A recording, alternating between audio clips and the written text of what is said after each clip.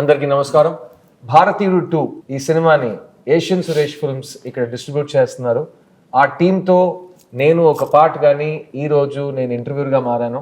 మా టీం ఇక్కడ ఉన్నారు. ఫస్ట్ ఎవరెవరు వచ్చారో చూద్దాం. రైట్ సైడ్లో స్టార్ట్ చేస్తాను. బాబీ సింహ నా జిగర్దండా సినిమాతో చాలా ఫేమస్ అయ్యి ఒక నేషనల్ అవార్డ్ గెలిచి చాలా మంచి రోల్స్ ఇక్కడ వాల్టర్ వీర లాంటి సినిమాలో తన బ్రాండ్ ఏంటో యాక్టింగ్ ఏంటో చూపించాడు. ఈ రోజు మనతో ఉన్నాడు. Hi Bobby, nice to have you. మా లెఫ్ట్ లో the most beautiful Rakul Preet Singh. Telugu, Tamil, Hindi ప్రతి లాంగ్వేజ్ లో తన స్థాయి ఏంటో చూపించింది. తన అందంతో, తన యాక్టింగ్ తో మిమ్మల్ని అన్నది ఆకట్టుకుంటుంది. So Rakul, welcome to the show and I'm looking forward to ask you some very important questions. And the two masters of the craft on here is mister greatest director Shankar. ఆయన నన్ను లాంచ్ చేశారు boys లో 22 సంవత్సరాలు అయింది. ఆయన ఇప్పుడు భారతీయుడు 2తో మీ ముందుకు వచ్చారు. And of course to his left మా అందరి ఫేవరెట్, మీ అందరి favourite, the one and only లోకనాయకుడు కమల్ హాసన్ గారు. Kamal sir, thank you for being here. So Bharateeyudu 2 అండి 28 years తర్వాత ఒక సినిమా ఫ్రాంచైజ్ సీక్వెల్ ఒక డైరెక్టర్ డైరింగ్ గా తీశారు. ఆ సినిమా ఒక్క సినిమా కాదు, 2 సినిమాగా రెడీ అయింది. భారతీయుడు 2, భారతీయుడు 3. కానీ ఈ రోజు మనం భారతీయుడు 2 గురించి మాత్రం మాట్లాడతాం, భారతీయుడు 3 గురించి మాట్లాడుకుంటాం. ఆ డిస్క్లైమర్ తో స్టార్ట్ చేస్తాం. So will start with the captain of the ship Shankar sir. భారతీయుడు 2, భారతీయుడు 1 ఎంత పెద్ద హిట్, ఎంత పెద్ద హిస్టారికల్ ఈవెంట్ మోషన్ పిక్చర్ అందరికీ తెలుసు. అండ్ శంకర్ గారిని తెలుగు ఆడియన్స్ ఎప్పుడు ఒక తెలుగు డైరెక్టర్ గా చూస్తారు. సో శంకర్ గారు, భారతీయుడు 2 ఎక్కడ స్టార్ట్ అయింది, ఎలా స్టార్ట్ అయింది? అదే భారతీయుడు అయిన తర్వాత నేను వేరే పిక్చర్కి స్క్రిప్ట్కు వేరే పిక్చర్ తీయడానికి వెళ్ళిపోయాను. ఒక్కొక్క పిక్చర్ అయిన తర్వాత నెక్స్ట్ ఏం చేస్తామని ఒక థాట్ ప్రాసెస్లో ఉండేటప్పుడు అప్పుడప్పుడు డైలీ న్యూస్ పేపర్ చూస్తాను. న్యూస్ పేపర్లు చూస్తే అక్కడే అన్నీ ఎవ్రీడే న్యూస్ పేపర్లో ఇక్కడ లంచం అని ఇక్కడ తీసుకున్నారు, ఆయన్ని అరెస్ట్ చేశారు, వీళ్ళని అరెస్ట్ చేశారు, ఆయన బాధపడ్డారని న్యూస్ వస్తుంది. వెంటనే నాకు గుర్తు వచ్చేది సేనాపతి క్యారెక్టర్ భారతీయుడే. అంటే ఆ ఆలోచన వస్తుంది, ఇప్పుడు భారతీయుడు వస్తే ఎలా ఉంటుందని ఆ ఆలోచన ఉంది. కానీ స్టోరీ రాలేదు. వెయిట్ చేశాను. ఒక్కొక్క పిక్చర్ అయిన తర్వాత న్యూస్ పేపర్, అదే లక్ష్యం, అదే thought process.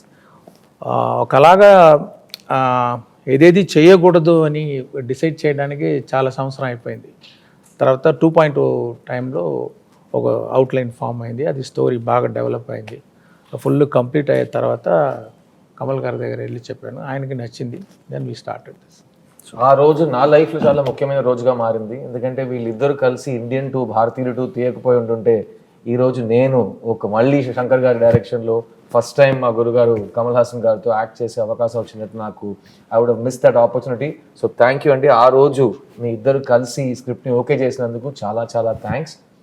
I'll come to the 2 young actors on my left and right, starting with you, Simha. Shankar sir cinema నాకు నువ్వు నీ స్టార్టింగ్ డేస్ నుంచి తెలుసు. You are my first producer for Love Failure. I'm very proud that that we work together at an early stage. ఈ cinema Shankar గారు direction, Kamal Haasan గారు పక్కన ఉన్నారు, లైకా ప్రొడక్షన్స్, రెడ్ జాయింట్ మూవీస్.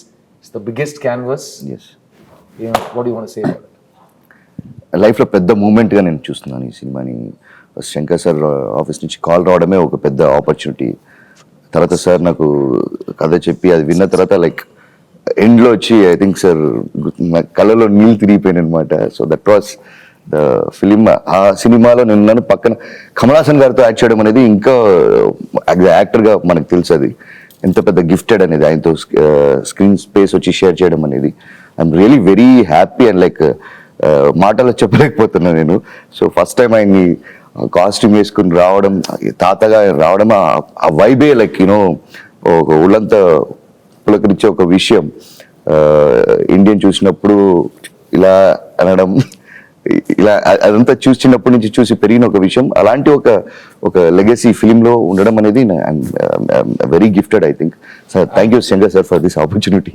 ఈ పాయింట్ నేను ఒక చాలా ముఖ్యమైన విషయం చెప్పాలండి. ఈ రోజు మేము చక్కటి తెలుగులో ఇంటర్వ్యూ మీకోసం జరుపుతున్నాం. భారతీయుడు 2 ఒక పాన్ ఇండియన్ ఫిల్మ్ అండి. ఇది తమిళ్, తెలుగు, హిందీ ప్రతి భాషలో ఒక లోకల్ ఫిల్మ్ గా రిలీజ్ అవబోతుంది. పాన్ ఇండియన్ ఫిల్మ్ కి ఒక చాలా ముఖ్యమైన డెఫినేషన్ నేను మీకు చెప్తాను. ఈ సినిమాలో మీ ముందు 3 నటులు కూర్చున్నారు, the great Kamal Haasan sir and Bobby and my self. మేము 3 ఈ సినిమాలో తమిళ్, తెలుగు అండ్ హిందీలో డబ్బింగ్ చేసాం. సో అది ఒక చాలా rare achievement in pan Indian film. So నేను చాలా గర్వంగా ఫీల్ అవుతున్నాను. So thank you Bobby for sharing that experience. Coming to the beautiful Rakul. మీకు తెలుగులో ప్రత్యేకంగా చాలా మంది ఫ్యాన్స్ ఉన్నారు, అది యూత్ లో మీకు చాలా క్రేజ్ ఉంది. భారతీయుడు 2లో భారతీయుడు 1లో heroines role maximum glamour and love story and comedy ఆ పరంగా తిరుగుతూ ఉంటుంది. కానీ నాకు తెలిసి Bharateeyudu 2 is different. So tell your fans and the audience, Bharateeyudu 2లో రకుల్ దగ్గర ఏం ఎక్స్పెక్ట్ చేయొచ్చు? వెల్, భారతీయుడు 2లో యాక్చువల్లీ నువ్వు చెప్పినట్టు అన్ని క్యారెక్టర్స్కి చాలా ఇంపార్టెన్స్ ఉంటుంది అండ్ ఆ ఇంపార్టెన్స్ అండ్ ఇంపాక్ట్ఫుల్ ఉంటుంది. Now change is in the hand of the youth, right?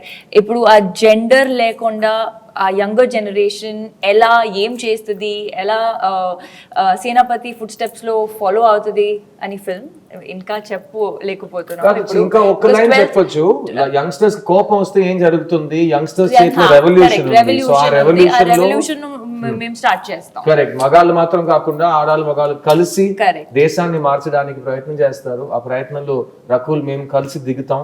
And coming to the and ఇంకొకటి శంకర్ సార్ ఫిల్మ్స్ లో యాక్ట్రెసెస్ కి ఎప్పుడైనా లాస్ట్ కపుల్ ఆఫ్ ఇయర్స్ నుంచి ఇంపార్టెన్స్ ఉంది. I don't think not only actresses, అన్ని characters films లో ఉన్న characters కి ఇంపార్టెన్స్ ఉంటుంది. వాళ్ళు ఉన్న స్పేస్ కి ఒక ఇంపాక్ట్ ఉంటుంది. ఇంకోటి నేను చూసే విధానం, శంకర్ సార్కి వచ్చి సోషల్ రెస్పాన్సిబిలిటీ చాలా ఎక్కువ. ఆయన ఒక న్యూస్ పేపర్ చదివినప్పుడు అంత కోపం వస్తున్నప్పుడు ఆ కోపాన్ని ప్రతిఫలంగా పుట్టించిందే భారతీయుడు. ఒక సూపర్ హీరో రావాలి, ఈ ప్రజలకి ఒక న్యాయం చేయాలనేది. సో ఐ థింక్ సార్ మీ దగ్గర చాలా ఒక సోషల్ రెస్పాన్సిబిలిటీ ఉంది సార్. సో మీ దగ్గర లేదా? ఉంది సార్. తోసేస్తున్నారు, మీరు చూసుకోండి. నేను అండర్స్టాండ్ వాట్ ఈస్ సేయింగ్. నాకు ప్రత్యేకంగా భారతీయుడు సినిమా థియేటర్లో చూసినప్పుడు, అప్పుడు నేను స్కూల్ నుంచి కాలేజ్కి వెళ్తున్నాను, సినిమా చూసి నాకు కోపం వచ్చింది. సిస్టమ్ అంతేనా, మనం ఏం చేయలేమా, అంత హెల్ప్లెస్ గానే ఉన్నాము మనం, మనకేంటి దారి, ఎవరు చూపిస్తారు దారి అని అక్కడ సేనాపతి దారి చూపించారు. అలా శంకర్ గారు మీరు ఎన్నో సినిమాలు చూసి వచ్చారు ఇండస్ట్రీకి. మీకు కూడా సినిమాలో ఉన్న కంటెంట్ చూసి సమాజం మీద ఒక కన్సర్న్ వచ్చి ఒక కోపం వచ్చే సినిమాలు మీరు చూసారా? Is that what made you the social change film maker that you are? అది గుర్తులేదు నాకు. నేను యాక్చువల్గా డైరెక్టర్ మహేంద్రన్ సార్ ఆయన పిక్చర్ చూసి ఒక సాఫ్ట్ పిక్చర్స్ అంటే ఎమోషన్ తోటి ఒక టచింగ్ ఫిల్ము అలాంటి పిక్చర్ చేయాలని నేను వచ్చాను. ఆ సమయంలో ఏ ప్రొడ్యూసర్కి వెళ్తే సార్ ఒక యాంటీ హీరో సబ్జెక్ట్ ఉంటే చెప్పండి అంటున్నారు. నేను నా పిక్చర్లో heroine oriented my first script. అది చెప్తే సార్ అది తర్వాత చేస్తాము, ఒక యాంటీ హీరో సబ్జెక్ట్ ఇవ్వండి. ఎక్కడ వెళ్తే యాంటీ హీరో సబ్జెక్ట్ కావాలి కదా, అంతే కదా, చేస్తాను చేసి అప్పుడు ఆలోచించి రాసిన story Gentleman. Wow, super. And Gentleman నుంచి స్టార్ట్ అయిన ఈ historic journey of director Shankar మేము అందరూ చూసాం. Thank you sir. I know మీరు ఒక ఫీమేల్ సెంట్రిక్ ఫిల్మ్తో స్టార్ట్ చేస్తుంటే ఇంకా వేరే టైప్ ఆఫ్ రికార్డ్స్ క్రియేట్ చేసి ఉంటారు. బట్ ఈ దారిలో వచ్చి మీరు మొత్తం ఇండియన్ సినిమా ల్యాండ్స్కేప్ని మార్చారు. So thank you for doing that. Coming to the person, నాకు యాక్చువల్గా ఆయనతో ప్రశ్న అడగడం చాలా నర్వస్గా ఫీల్ అవుతున్నాను. ఎందుకంటే ఆయన ఒక స్టూడెంట్గా ఉంటే ఆయనకు ప్రతి క్వశ్చన్ పేపర్లో అన్ని ఆన్సర్స్ తెలుసు. సో మనం ఏ క్వశ్చన్ అడిగి ఆయన్ని ఛాలెంజ్ చేద్దామని, కమల్ గారు నేను మీ దగ్గరకు వస్తాను. ప్రపంచంలో ఒక యాక్టర్గా ఒక ఏ రోల్ అయినా మీరు ఆల్రెడీ చేసేసారు. As a writer, as a director మీరు చూడని జానర్స్ లేవు. కానీ ఈ భారతీయుడు మొదటిసారి మీరు యాక్ట్ చేసి కంప్లీట్ చేశారు. సినిమా పెద్ద హిట్ అయింది ఆల్ ఓవర్ ఇండియా. ఆ టైంలో తమిళ్లో హిట్ అయ్యి, తెలుగులో బ్లాక్ బస్టర్ అయ్యి, తర్వాత హిందీకి వచ్చి అక్కడ 100 days Audi. So it was a massive film. ఆ సినిమా తర్వాత ప్రత్యేకంగా యాజ్ అన్ యాక్టర్ మీ బాధ్యతలు ఇంక్రీజ్ అయ్యేలా మీరు ఫీల్ అయ్యారా ఈ సేనాపతి క్యారెక్టర్ వల్ల? సేనాపతి క్యారెక్టర్ వల్ల నమస్కారం అండి. సేనాపతి క్యారెక్టర్ వల్ల ఇంప్రూవ్ అయిందా అంటే yes. But even before that we were talking about all this. What was interesting the way Shankar గారు brought that everybody wanted to make a young film. Angry Young Man, we have heard of that. Amitabh Garu took it to many houses.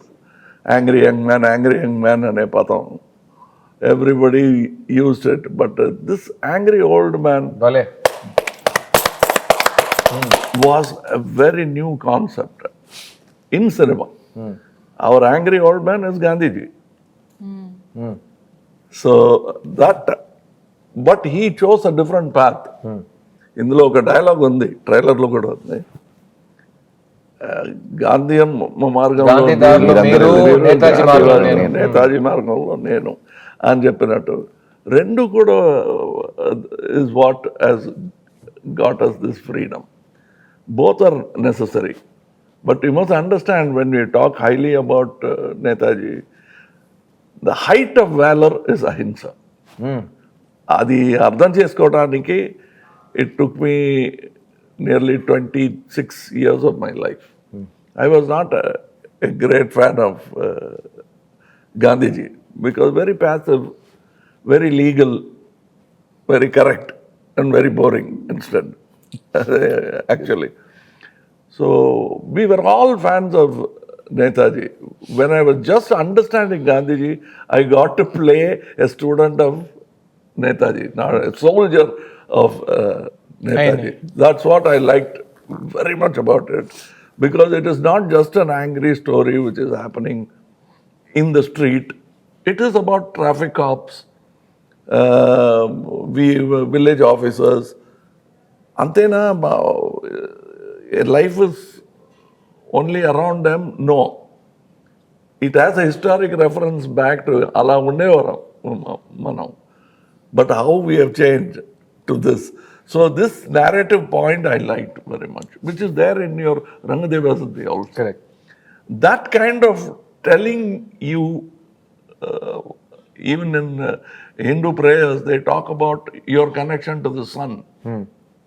And come from there. Then you realize you're not just a sand particle in the beach.